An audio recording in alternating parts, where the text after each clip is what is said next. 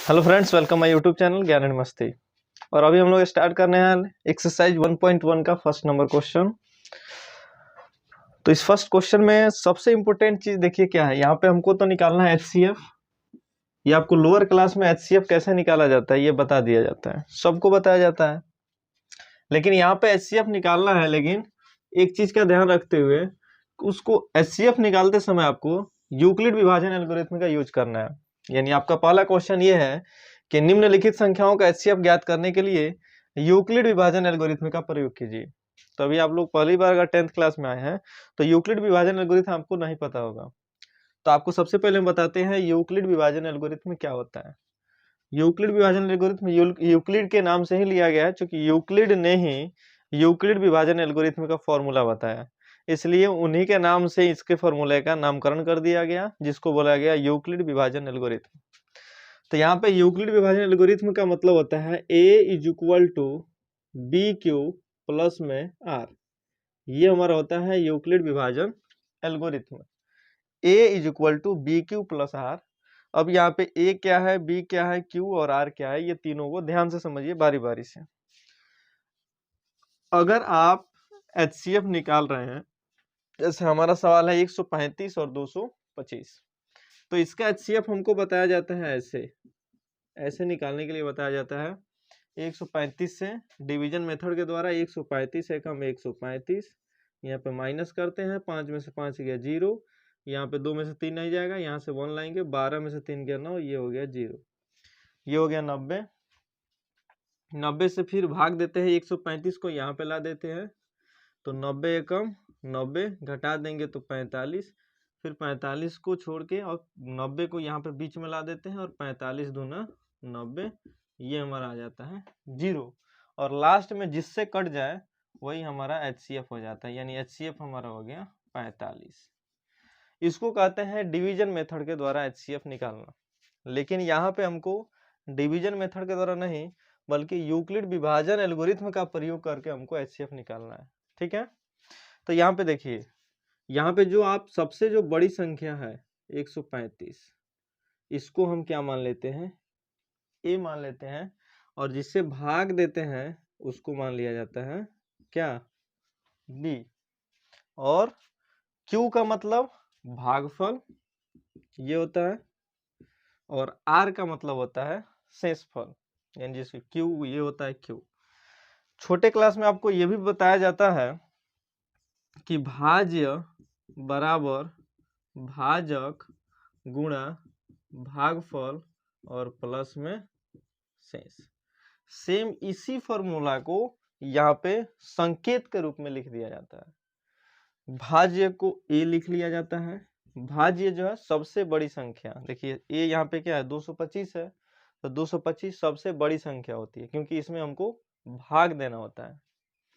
भाजक जिससे हम भाग देते हैं, किससे भाग दे रहे हैं 135 से, तो ये होता है b का वैल्यू, गुणा भागफल यानी कितना बार में आप उसको भाग किए हैं, एक बार में, तो ये होता है q का वैल्यू, और प्लस में शेष का मतलब होता है, इसको हम लिखते हैं r, और इसी को आगे बढ़ा दिया गया तो a बराबर हो गया बी क्यू प्लस आर। यही हमारा होता है यूक्लिड विभाजन एल्गोरिथम। इसी का यूज करके हमको एचसीएफ निकालना आता है। तो देखिए, इसको यूज करते हुए एचसीएफ हम यहाँ पे कैसे निकालते हैं। तो एचसीएफ निकालते समय सबसे पहले क्या करना होता है, ध्यान दीजिए, सबसे पहले आपको ए का वैल्यू निकालना होता है। तो ए का वैल्यू जो सबसे बड़ा होगा, तो 225 और 135 में बड़ा है कौन सा, 225, तो यहाँ पे ए का वैल्यू हो जाएगा आपका 225, और बी का वैल्यू हो जाएगा आपका 135।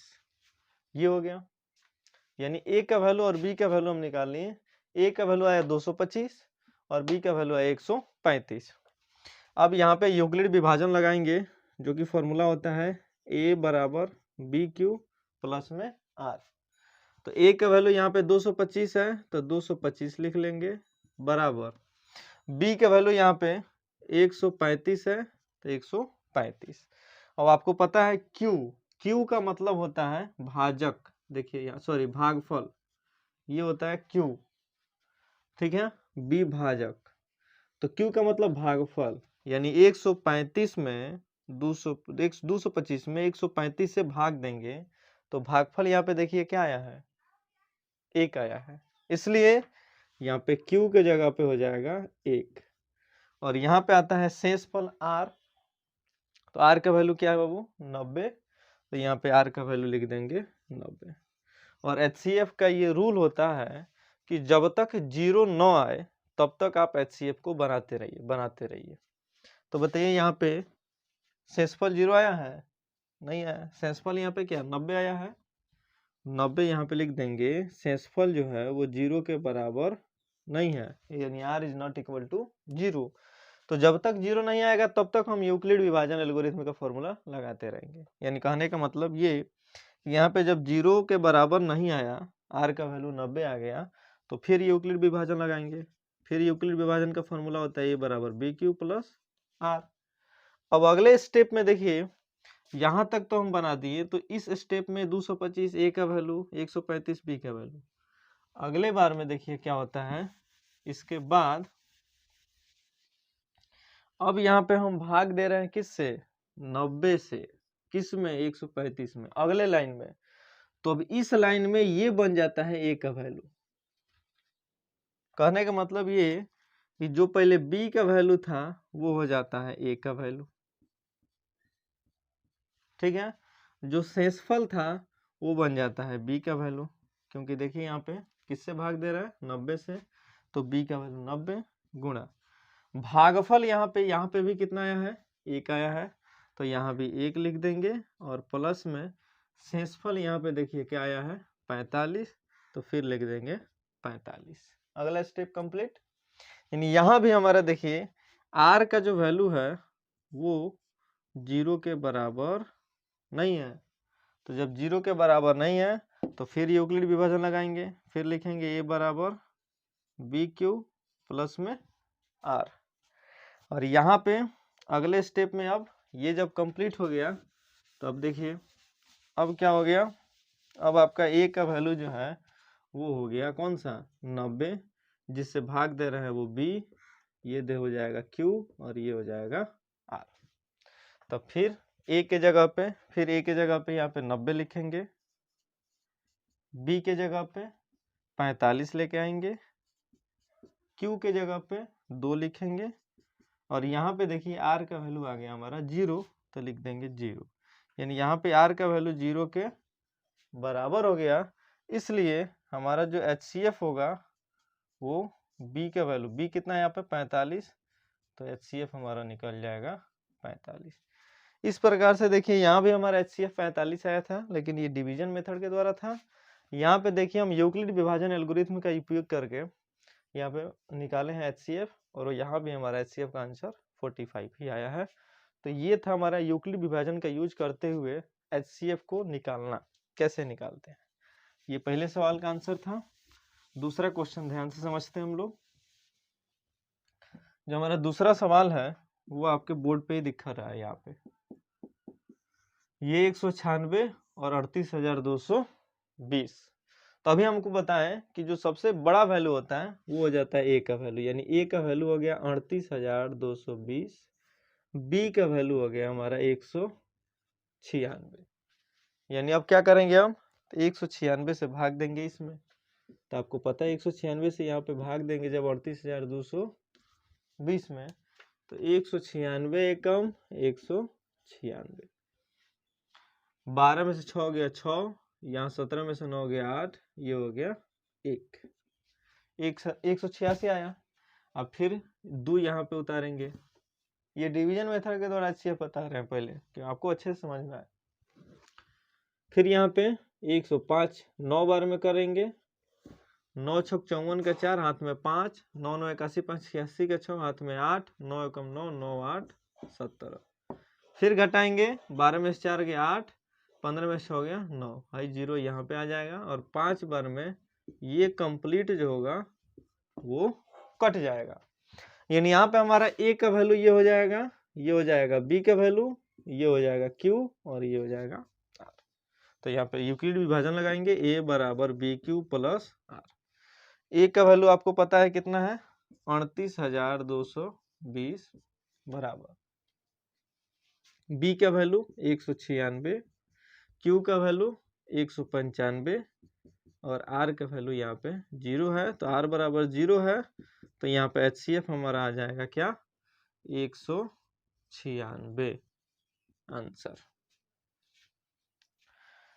यानी ये डायरेक्ट बनाना संभव नहीं है आप लोगों के लिए, क्योंकि अभी आप अगर आप लोग नए नए 10th क्लास में आए हैं तो आप पहले साइड में ऐसे बनाइए इस मेथड के द्वारा, और तब इस मेथड से ए का वैल्यू बी का वैल्यू केवल ला के यहाँ पे रखते जाइए और आपका आंसर आते जाएगा। ठीक है, तीसरा सवाल थोड़ा ध्यान से समझिए। ठीक है, लास्ट सवाल है। तीसरा जो आपका सवाल है वो है 867 और 255। तो इसमें ए का वैल्यू क्या होगा, जो सबसे बड़ा होगा। सबसे बड़ा कौन है, 867, तो ए का वैल्यू 867, बी का वैल्यू 255। अब यहाँ पे लगाएंगे यूक्लिड विभाजन एल्गोरिथम, ए बराबर बी क्यू प्लस आर। ए का वैल्यू तो हमको पता है भाई 867 है, तो 867 लिख लेंगे। बी का वैल्यू भी पता है 255, क्यू का वैल्यू नहीं पता है, तो क्यू का वैल्यू कैसे निकलेगा, तो साइड में आप भाग दे दीजिए। यहाँ पे देखिए 255 से यहाँ पे भाग देते हैं 867 में, साइड में छोटा सा करके।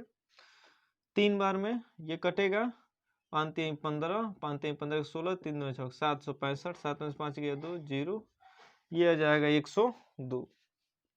तो ये हमारा होगा ए का वैल्यू, ये बी का वैल्यू, ये क्यू का और ये आर का। तो ए के जगह पे तो ए का वैल्यू रख दिए हैं, बी के जगह पे बी का वैल्यू रख दिए हैं। यहाँ पे हमारा क्यू का वैल्यू देखिए वहां से 3 आया है, तो 3 ये है आर मतलब शेषफल, और आर का वैल्यू आया है 102, तो यहाँ पे लिख देंगे 102।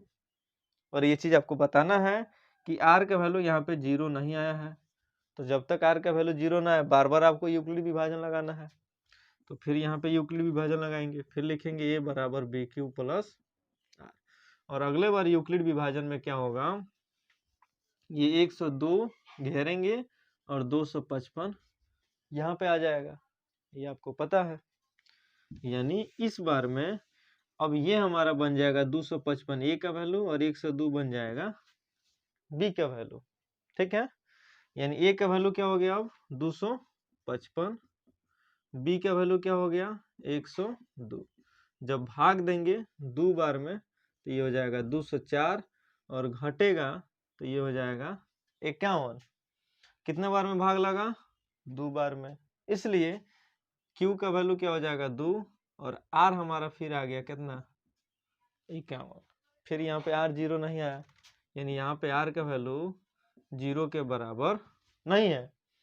तो R का वैल्यू जब 0 के बराबर नहीं है तो फिर क्या होगा, फिर एक बार यूक्लिड लगाएंगे, यूक्लिड विभाजन एल्गोरिथम, फिर लिखेंगे ए बराबर बी क्यू प्लस आर, ए बराबर बी क्यू प्लस आर।